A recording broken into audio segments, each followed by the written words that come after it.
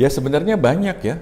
Kalau bicara kenapa seseorang miskin atau penyebab kemiskinan, itu ada banyak. Bisa itu datang dari sumber daya alamnya yang memang miskin, sehingga bagaimana kemudian masyarakat mampu mengelola sumber daya yang baik, yang secara baik. Wong daerahnya saja gurun, tandus misalnya kan, terkenal dulu Uganda atau di beberapa negara di belahan Afrika yang tidak punya sumber daya alam yang memadai. Itu bisa dikatakan bahwa kemudian secara signifikan ya penduduknya atau negaranya juga relatif miskin. Satu itu kan. Tapi ada juga misalnya ya negara yang kategorinya misalnya tidak kaya, tapi kemudian misalnya secara sumber daya ya, tetapi karena kemudian misalnya dia mempunyai sumber daya manusia yang luar biasa, sehingga berbuah produktivitas yang tinggi, tidak lagi identik miskin, malah kaya.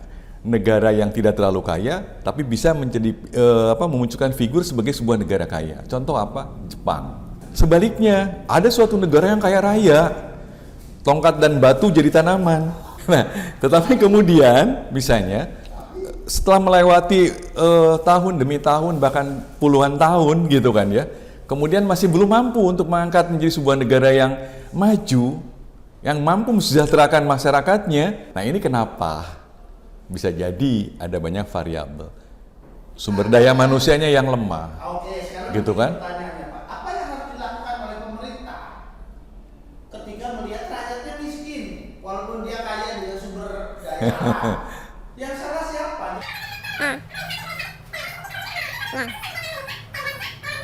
Ya sebenarnya sih ya Undang-Undang Dasar itu sudah sangat jelas bahwa salah satu tujuan negara adalah mensejahterakan umum, menciptakan kesejahteraan umum. Jadi artinya bukan memiskinkan umum, tapi justru sebaliknya berusaha untuk mensejahterakan masyarakat kan, memajukan kesejahteraan umum gitulah. Nah itu adalah tugas negara. Ketika misalnya rakyat belum mampu, ya negara harus mencoba memampukan dari segala sisi. Misalnya pendidikannya. Ini yang paling penting justru di sini adalah persoalan-persoalan pendidikan.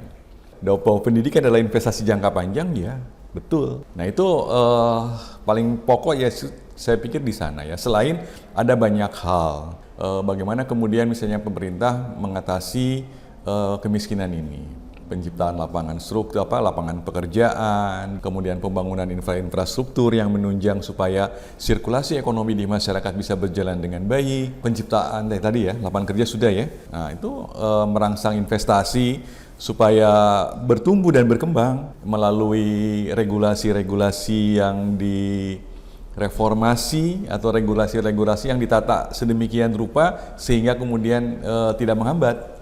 Bahkan misalnya membuat para investor tertarik untuk bisa menanamkan modalnya. Dan itu semua adalah upaya-upaya yang harus dilakukan dalam satu kesinergian untuk menciptakan lapangan kerja yang pada akhirnya produktivitas masyarakat itu akan semakin meningkat. Saya pikir begitu.